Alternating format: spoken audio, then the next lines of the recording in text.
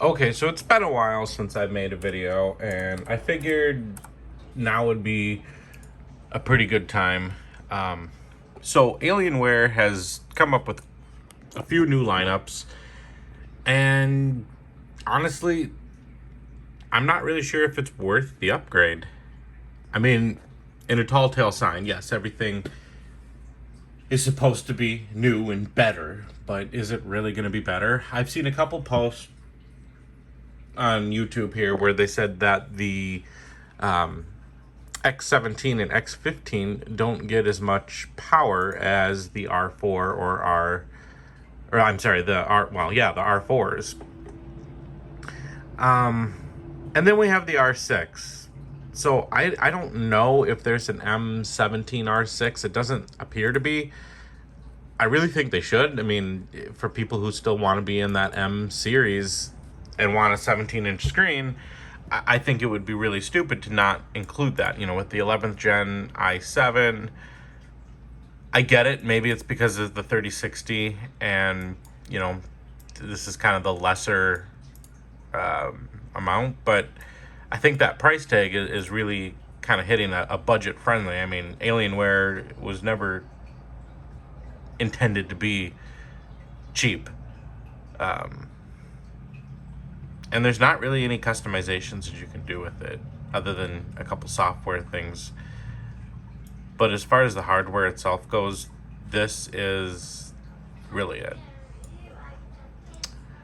And even if we look at the Ryzen here, this does have 5 different options. So this, 1200, that's pretty budget friendly, but you gotta look at, you're only getting 8 gigs, you're getting a 3050. I mean, you're still in the new series, but and you're only getting 256, but a lot of upgrade options as far as upgrading the RAM yourself. You could save quite a bit by upgrading yourself and doing these two things. So I really wouldn't let that be a factor because of these. These are all upgradable. So that's one thing that I do like about at least the newer ones. They are allowing you to upgrade the RAM. But yeah, you get 4 different options all the way up to $2,100. And even if we click on this, I think you can still, so you can still change a couple things. You can go up to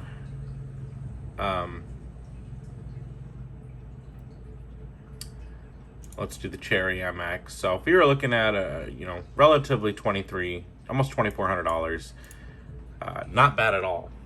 So I think Ryzen definitely has a pretty good shot here. The only complaint that I've seen is just they've gotten rid of some of the ports that I wish they would have kept, but nowadays ports are not as important as they used to be. Everything's becoming more wireless. So that's the Ryzen option. But yeah, the x15, there's no options. It's just your 11th gen i9. You get the 3080, you get the 32 gigs of RAM at 3200 megahertz, 2 terabytes for $3,300. I mean, it's expensive. You do have a couple options here with the LCD panel. For $30 more, why not go up?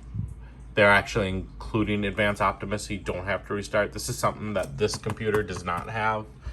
Kind of wish it did, but honestly, I was playing on the battery the other day. I was playing some Hoko's Life, and it did just fine. You do get a little bit more configuration as far as how you want. If you want to do 4 terabytes in a RAID, I'm actually surprised. Usually Alienware is recommending the most expensive, but here it's not. And you get the 1 color choice, and then the rest is just going to be software and support. And then it talks about, the new design. One of the things I've noticed is that a lot of people really liked the Alienware R4 and the R series just because the power cables were in back. With the new one, it looks like most of the ports are all in back there. I don't think my phone's gonna focus, but yeah, all the ports are in back here, and your power cord is right here. So you're back to having something plugged in on the side. I never minded having USB ports on the side here. It made sense. If you're gonna plug something in, I'd rather plug it in on the side versus reaching around and back. But I guess it's really gonna be more of a personal touch for some. But yeah, they don't really have a whole lot of customizations. And then even when we jump up to the x17, you know, we can click shop laptops, and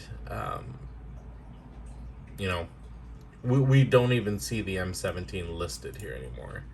You got to keep scrolling, and then here's going to be your previous generations. So it's already considered a previous generation. They just don't have a 17-inch R5 or R6. It would have been nice to see a 17-inch with the Ryzen, as well as, you know, when R4 has the 10th gen. So it would have been nice to continue the R series up to the 6 like they did for the 15-inch, and give us an 11th gen processor. Not everybody's going to want to jump up to these prices up here, but within time, you know, I'm sure these will come down in price. But if you're going with the best of the best, you're looking at the 11th gen i9 with the 3080, 32 gigs of RAM. Now this can be upgradable to 64.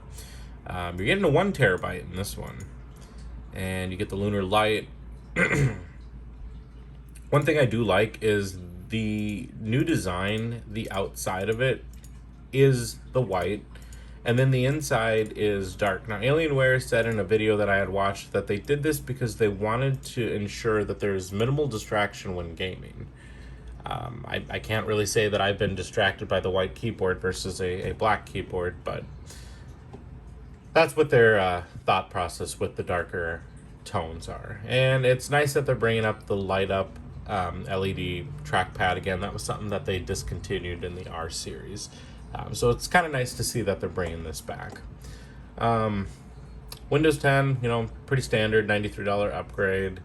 And as you can see here, that's it. There's no other options. You by default are getting the Cherry MX keyboard, 32 gigs. I'm pretty sure they are upgradable now. I don't know why some of the options give you up to 64 and this one doesn't, but that might just because it's their top model. Product details. So here shows that they have quad fans, so this is supposed to be a lot cooler.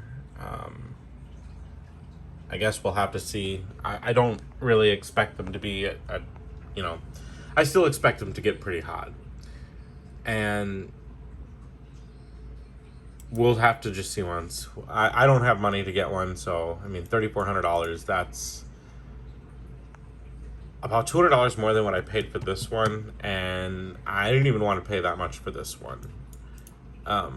But actually, no, I was at this is $400 and some dollars more, because I was only at $350 when I checked out. After tax, it was about $3,300 or so. But I do expect these to come down. They already have, you know, $69 savings. I think when I had bought this, there was like a couple $100 worth of savings in it. So it is one of those things where I would just recommend be patient. If you have an R4 or even an R3, it's probably not worth jumping up. I mean, for 10, 15 more frames per second. I mean, I guess if the experience of having a much cooler system is going to appeal to you and be the selling point, then maybe. One thing I've noticed is they did get rid of the number pad here on the side. And that was one of the number one things why I picked out this laptop. I'm accustomed to working on a number pad. I've had plenty of laptops that haven't had one, so I'm fine if I have to be forced to use this. But if there's an option to get this, I always opt for this option. And that's one of the big reasons too why I went with the Alienware versus the other ones out there. Here you can kind of see the ports. So most of the ports are on the back now. I don't really know if... Okay, yeah, the side looks like maybe a headphone port and a power port.